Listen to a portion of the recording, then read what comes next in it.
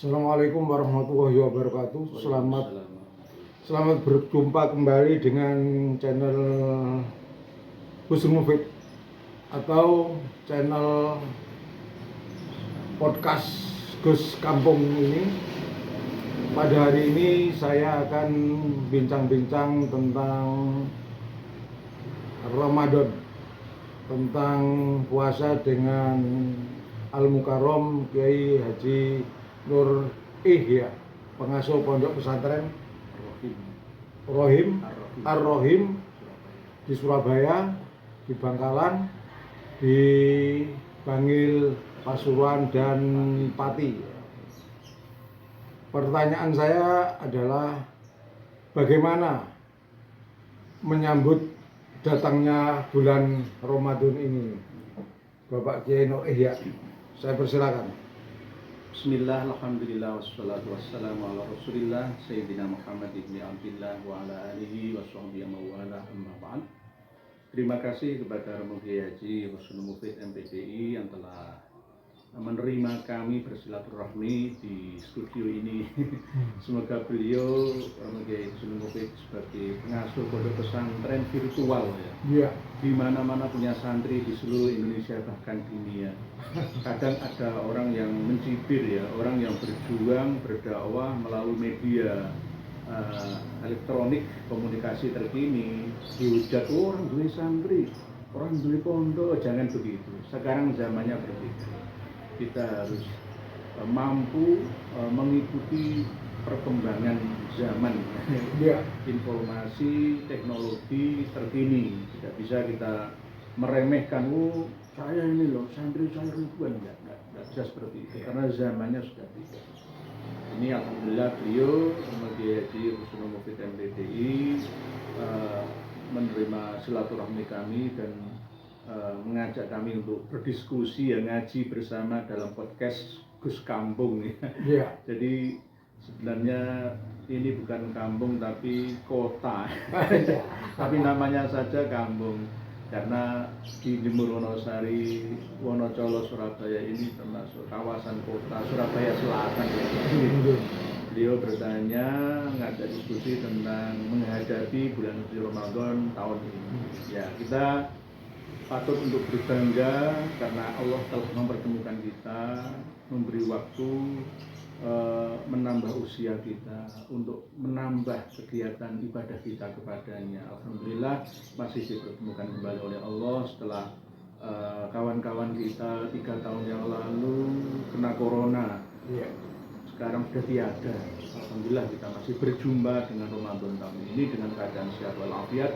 Mari kita bersemangat ya untuk mengisi bulan Ramadan tahun ini dengan kegiatan-kegiatan ibadah yang bersifat mahdhoh ataupun ghairul mahdhoh, yang bersifat spiritual ataupun sosial bahkan intelektual.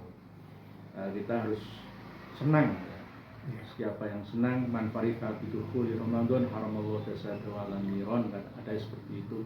Ada sebuah hadis, entah itu dhaif ataupun tidak dhaif ya, ini ada hadis seperti itu yang pernah saya baca, bahwa barang siapa bergembira akan datangnya bulan suci Ramadan, maka Allah akan mengharamkan jasadnya masuk ke dalam neraka. Dalam artian tidak hanya bergembira hura-hura saja, semangat saja, tapi harus membuktikan kegembiraan itu dengan ya beribadah lah, semampunya menjaga hati dan pikiran kita dari segala dosa, maksiat, durhaka kepada Allah Sang Pencipta. Barang siapa bersuka cita, semangat, biasanya akhir-akhir bulan Sya'ban seperti ini semua berkerja bakti yang membersihkan musola, selokan, lingkungan dan lain-lain, karena saking semangatnya menyambut bulan suci Ramadan. Saya ucapkan selamat berpuasa bagi yang mengikuti puasa tanggal 11 Maret 2024 ini. Kita tetap bertoleransi, kita tidak boleh menganggap bahwa mereka itu tersesat atau salah, tidak. Walaupun sebenarnya ini adalah pertentangan besar antara halal dan haram. Karena apa? Nantinya jika berbeda lagi Idul Fitrinya, yang satunya itu haram berpuasa, yang satunya itu wajib berpuasa. hari ini juga begitu. Bagi yang meyakini bahwa puasa 1 Ramadan 1445 Hijriah jatuh pada hari ini, maka wajib berpuasa. Lah, saya meyakini besok berarti saya haram berpuasa hari ini. Jadi kan ini pertentangan besar. Oleh sebab itu kita harus pandai-pandai ya membawa diri ya untuk mau menerima perbedaan dalam setiap lini. Karena dimanapun dan kapanpun itu pasti tetap ada perbedaan. Iya. Walaupun misalkan, diajak bersatu dengan pemerintah kok nggak mau, mesti hisab pada Rasulullah dawuh sumu liru'yatihi wa aftiru liru'yatihi. Ya orang mempunyai metode masing-masing. Organisasi Muhammadiyah juga punya metode dalam menentukan 1 Ramadan dan 1 Syawal. Jadi kita menghargai mereka. Selamat yang telah menjalankan ibadah puasa hari ini. Lah saya masih besok hari Selasa. Jadi semuanya harus saling menghargai perbedaan yang ada. Intinya sebelum berpuasa kita harus mengilmoni dulu ya Pak ya. Karena wa kullu man bi ghairi ilmin ya'malu a'maluhu mardudatun la tuqbalu. Setiap orang yang beramal tanpa ilmu maka amalnya ditolak, tidak diterima. Karena apa? Enggak ngerti syarat sah rukun batalnya puasa. Jadi harus misalkan syarat sahnya puasa, syarat wajibnya puasa harus tadi itu niat, terus imsak dari makan, minum dan hal yang membatalkan puasa dari fajar shadiq sampai maghrib misalkan ya. Yaitu harus memahaminya, memahami syarat dan batalnya apa ya, makan, minum dengan sengaja dan lain sebagainya. Banyak sekali yang nanti insya Allah bisa diikuti melalui ceramah-ceramah, khitbah, kultum pada setiap malam sholat tarawih. Mulai nanti malam insya Allah sudah akan diterangkan langsung oleh para ustadz, para penceramah yang ada di Masjid Mushola Panjenengan Braga. Insya Allah akan dikaji bersama masalah. Jadi intinya harus diilmoni terlebih dahulu. Jadi tidak boleh beramal tanpa ilmu. Berilmu tanpa amal juga bagai pohon yang tidak berbuah. Lah beramal tanpa ilmu ya bagaikan orang bekerja tanpa hasil, tanpa ada guna dan faedahnya. Mungkin demikian dia Yai. Kemudian pertanyaan selanjutnya yang kedua, bagaimana kita menjalankan puasa? Puasa ini harus bagaimana? Khususnya ketika kita berbuka puasa. Ini kan biasanya ada balas dendam, makan yang enak atau makan yang supaya bisa badan kita semakin segar. Harusnya kita kalau berpuasa ini, berbuka puasa ini harus makan yang bagaimana?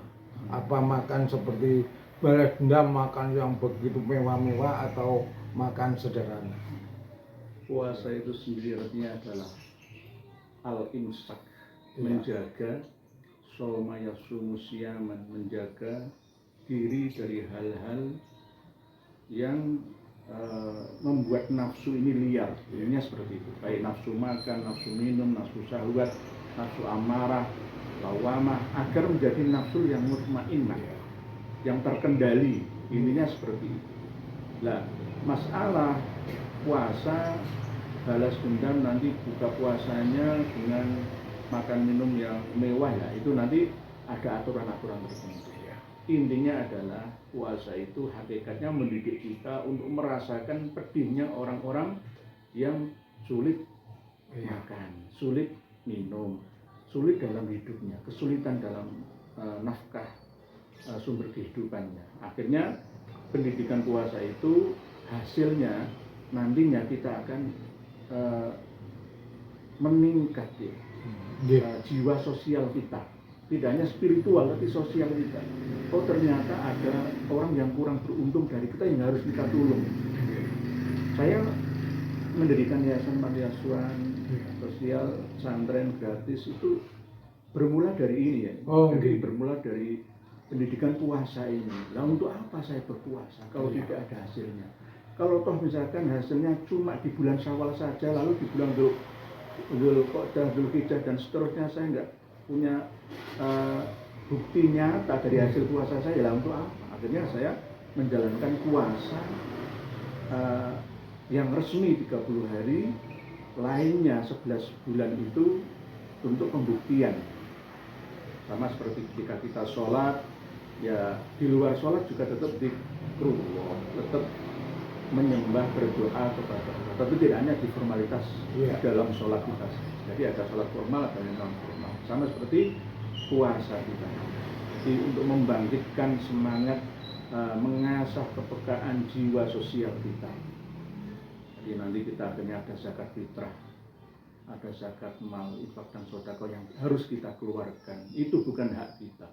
Kalau kita ingin hidup melimpah di akhirat ya, setelah kematian kita, maka di saat kita hidup di dunia ini, ayo banyak-banyaklah menanam ya kebaikan, termasuk ya dari harta, benda, ilmu yang kita miliki untuk orang lain. Insya Allah nanti di kehidupan yang akan datang kita akan hidup barokah dan melimpah.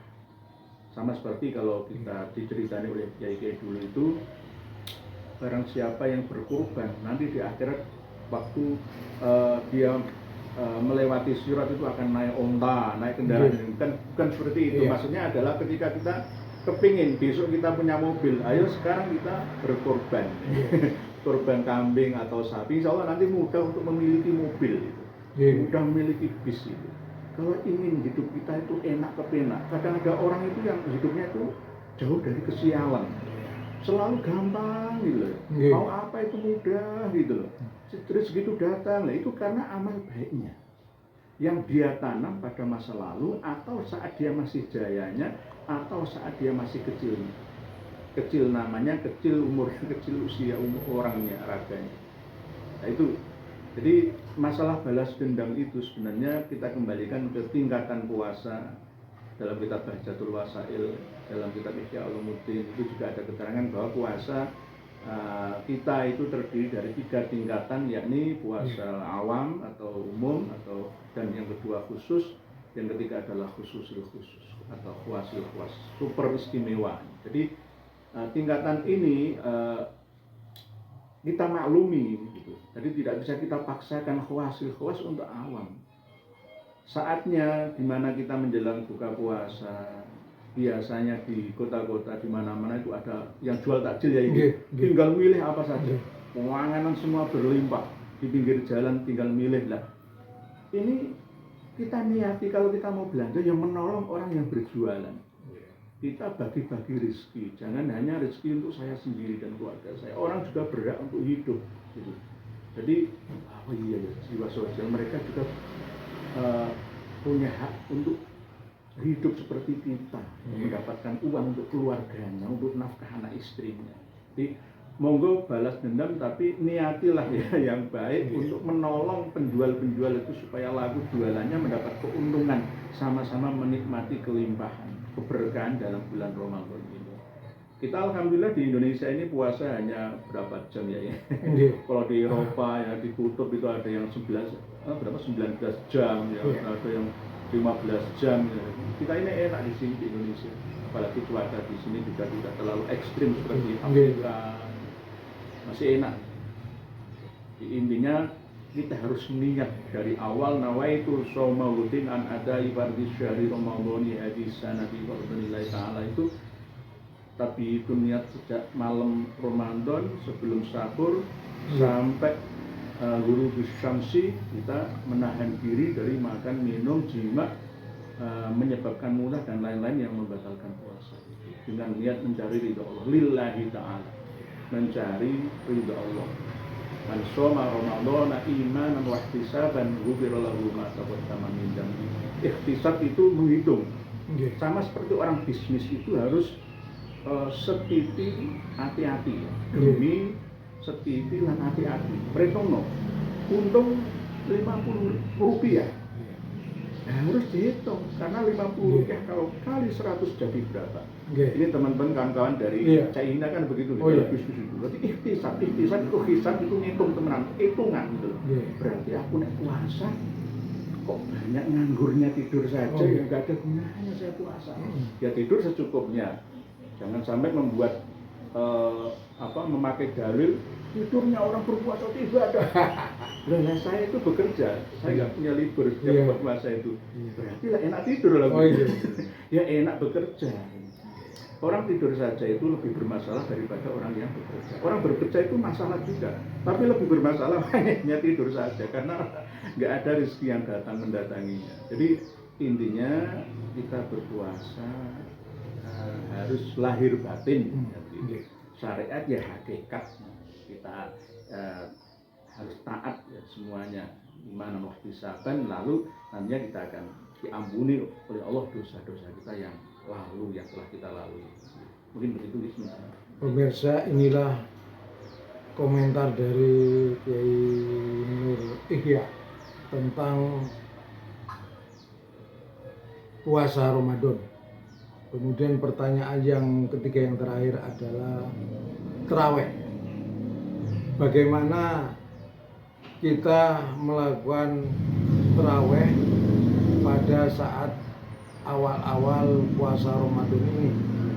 Karena ada tarawih yang super cepat, ada super lambat, ada sedang-sedang saja. Kalau di Blitar kan ada yang super cepat ya. Kalau di Ampel ada super lambat, kalau di kampung-kampung dan biasa sedang-sedang. Ini bagaimana tentang tarawih di awal Ramadan ini? Imam atau pemimpin itu harus bijaksana, tahu mengerti akan kemampuan makmumnya. Kalau makmumnya itu tua-tua atau campuran tua dan muda ya buat tengah-tengah. Tapi kalau makmumnya ini anak pesantren, dulu itu saya pernah nyantri di pondok. Sholat ya ono yang intinya dibaca itu saja. Oh iya. Mau sholat ulama ya. Oh iya. Kalau sholat tarawih 20 rakaat itu cuma berapa ya? 10 menit. Tapi isinya nggak menjiwa, hanya sekedar formalitas lah. Jadi kalau bisa tetap jangan tinggalkan tumakninah. Sholat itu sebenarnya rukun qauliyah itu kan bisa dihitung. Yang paling banyak itu rukun fi'liyah. Fi'liyah yang tumakninah. Ruku itu wajib tumakninah, tidak wajib membaca subhana rabbiyal azim ya bihamdihi. Wajib tumakninah. Antara anggota tubuh ini sudah berada di tempatnya dengan tenang. Sujud itu subhana rabbiyal a'la bihamdihi maca 1 kali juga boleh, pokoknya ganjil 3 kali juga boleh, atau subhanallah saja juga boleh. Itu sunnah hayah. Tapi wajibnya itu tumakninah. Jadi cuma Allahu Akbar, Fatihah, tahiyat dan salam pertama. Itu yang wajib qauliyah, rukun qauliyah. Tapi kalau yang fi'liyah itu justru tumakninah itu. Walaupun nanti sholat tarawihnya secepat kilat sekalipun tetap harus jangan sampai meninggalkan tumakninah. Karena intinya sholat itu di tumakninah itu. Faidat maknantum yufa'aqimus sholat. Kalau belum tenang ya jangan sholat. Jangan sampai hanya sekedar seperti kesenian itu. Jangan cepatnya itu nanti nilai pahalanya itu ya nggak jelas ya. Nggak jelas. Kita sudah menyediakan waktu dan tenaga, tapi ternyata hasilnya hanya seni saja. Itu kan juga harus kita koreksi lah. Tapi juga bagi kaum nahdliyin yang mesti mayoritas 99% kan sholat tarawihnya kan 20 ya ini. Itu nanti kalau terlalu lambat juga orang pegel semua. Sholat kok lambat, tutup. Akhirnya semua mundur kabeh ya. Gitu. Kalau 8 rakaat sih nggak masalah nih lambat nih. Karena menurut saya itu tadi imam takmir mushola masjid itu harus mengerti bijaksana akan kemampuan jamaah makmumnya. Nanti enaknya buat ini aja. Standar kita kan kalau 20 rakaat kan jelas setiap rakaatnya mulai alhaqumut takasur ya, sampai idza jaa sampai tabat yada kan itu hitungannya 10 ya, dari tambah kali 2 berarti 20 rakaat. Nah, di situ tetap kita ambil kalau menurut membaca Al-Qur'an itu kan ada tartil, tadwir dan kadir. Ya tengah-tengah saja lah. Enggak terlalu tartil lah karena ini sholat tarawih 20 rakaat. Ya jangan terlalu kadir. Bismillahirrahmanirrahim. Alhamdulillah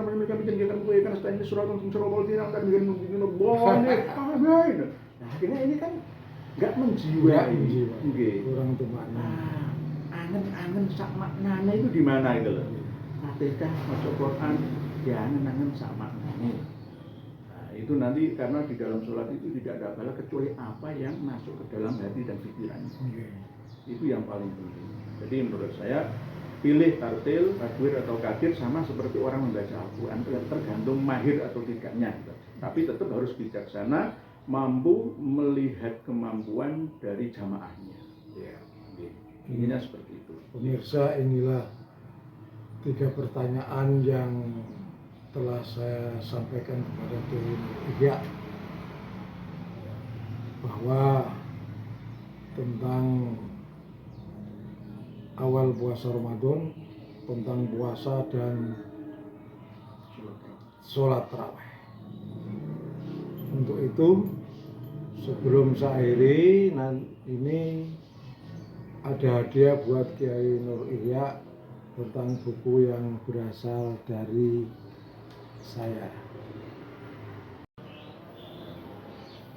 Pemirsa yang saya hormati, dari akhir perbincangan saya dengan Kiai Nur Ihya, saya selaku owner, selaku pemilik penerbit Menara Madinah yang beralamatkan di Jalan Jemur Wonosari, Gang Lebar nomor 100 Wonocolo, Surabaya, saya akan memberikan karya-karya saya, yaitu karya berjudul Para Kiai Pejuang Kemerdekaan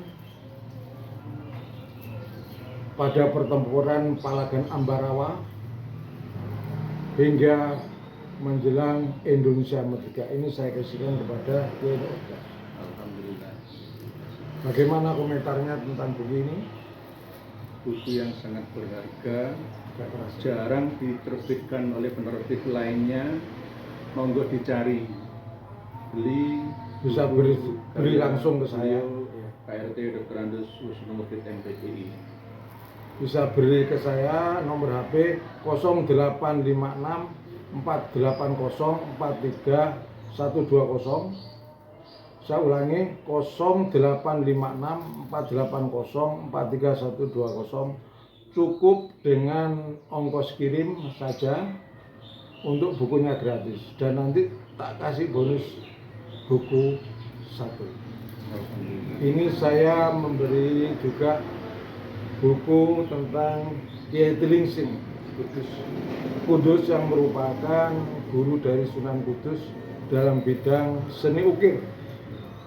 Ini judulnya Kiai Telingsing dengan Sunan Kudus, saya berikan kepada Kiai sebagai hadiah.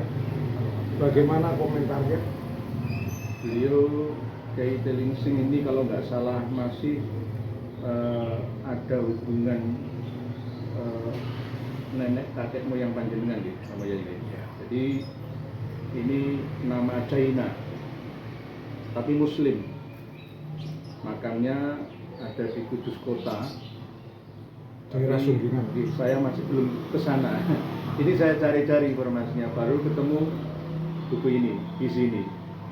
Ada keterangan tapi hanya singkat saja. Dan alhamdulillah ini dikasih oleh beliau, Kiai Haji Wisnu Mufid MPDI, akan saya baca dan akan saya praktekkan nanti suatu saat kalau saya mampir ke Kudus Kota. Terus terima kasih. Kemudian saya kasih lagi bonus buku, yaitu Perjalanan Raja Mojopahit, yaitu Raja Hayam Wuruk di daerah Blitar. Saya persilakan. Ya. Alhamdulillah, Rasulun, bangsa yang besar itu bangsa yang mampu menghargai kebesaran leluhurnya, bukan leluhur orang lainnya. Jadi ini untuk mencintai leluhur bangsa kita harus membaca manakib atau sejarah perjalanan hidupnya. Di antaranya adalah Prabu Hayam Wuruk yang berangkat dari Blitar atau Blitar sekarang Jawa Timur, Tandi Lawang Wentar. Matur suwun, terima kasih, akan kami serap ilmunya, akan saya pelajari, dan insya Allah nanti akan kita sampaikan kepada umat dan masyarakat. Ini yang terakhir, sebagai hadiah yang terakhir, karena beliau bersedia wawancara di Poskat Gus Kampung di tempat saya, akan saya kasih buku tentang sejarah Pasuruan dari masa Kerajaan Demak hingga masa Kerajaan Mataram, karena beliau punya Yayasan Yatim Piatu di daerah Pasuruan, dan beliau juga seorang keturunan, masih ada keturunan dari Raja Mataram. Saya kasihkan. Matur suwun, terima kasih. Buku ini insya Allah wajib dimiliki oleh warga Pasuruan kota, kabupaten, ya, dan seluruh Indonesia, ya. Karena ini penting untuk pembanding dari buku-buku sejarah karya orang luar, ya, mungkin dari Tom Paine atau dari Van den Broek atau orientalis yang lain, ya. Ini versi anak negeri sendiri, insya Allah akan saya dalami, karena selama ini saya mengaku pengetahuan saya tentang Pasuruan ini masih di bawah beliau, Romo Kiai Haji Kusnul Mufid. Ibarat sekarang, ya, buah pikiran, memori beliau Romo Kiai Haji Kusnul Mufid ini 10 terabyte. Kalau saya ini baru 10 gigabyte. Jadi harus saya menyesuaikan, mengejar kemampuan beliau. Hasil karya kepala sama tapi isinya berbeda. Ya. Saya 10 gigabyte, beliau sudah 10 terabyte. Jadi harus mengejar saya untuk mau update, upgrade. Harus mau belajar. Wajib saya harus belajar kepada senior saya ini. Insya Allah, alhamdulillah, buku 4 ini sangat berharga di mata saya. Pemirsa, kalau saya ahli dalam bidang kitab-kitab putih, ya, berbahasa Indonesia, tapi Kiai Nur Ihya adalah ahli dalam bidang kitab-kitab yang hurufnya Arab, hurufnya pegon. Saya lihat kitab-kitabnya cukup banyak. Sementara saya adalah kitab putih, ya, walaupun saya pernah nyantri di berbagai pesantren dan di pendidikan formal, di perguruan tinggi, di SPG, SMP, SD, dan madrasah serta TK. Ini saya lebih banyak menguasai dalam bidang ini, tulisan ilmu putih. Saling melengkapi, ya. Meskipun pada saat saya tes masuk S2 di IAIN Sunan Ampel dulu, saya dites untuk membaca kitab-kitab Gondol, ya. Alhamdulillah kok bisa. Gak ngerti kau tahu kok bisa membaca kitab-kitab yang tidak ada harokatnya.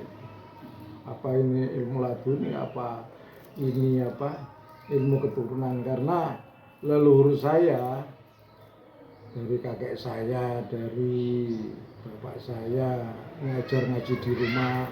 Sebelum ada TPQ, mengajar ngaji di masjid. Kalau kakek saya yang di Kudus mengajar di Masjid Kiai Pengsing. Kalau kakek saya yang di Banyuwangi itu mengajar di rumahnya, karena dulu belum ada TPQ, jadi masyarakat kampung itu mengajar di rumah, baik putra maupun putri. Demikian juga nenek saya, sama juga bapak saya dan ibu saya itu mengajar anak-anak dari lingkungan sekitar hingga ke berbagai kampung-kampung itu mengajar, belajar di rumah bapak saya dan ibu saya, kakek saya, dan mungkin ini ada gen yang menurun kepada saya. Pemirsa yang saya hormati, inilah terakhir hasil wawancara dengan Kiai Nur Ihya Surabaya, dan saya tinggal di Surabaya, sana Surabaya, cuma beda kampungnya saja. Dan saya mengucapkan terima kasih Wallahul muwaffiq ila aqwamit thoriq. Wassalamualaikum warahmatullahi wabarakatuh. Waalaikumsalam.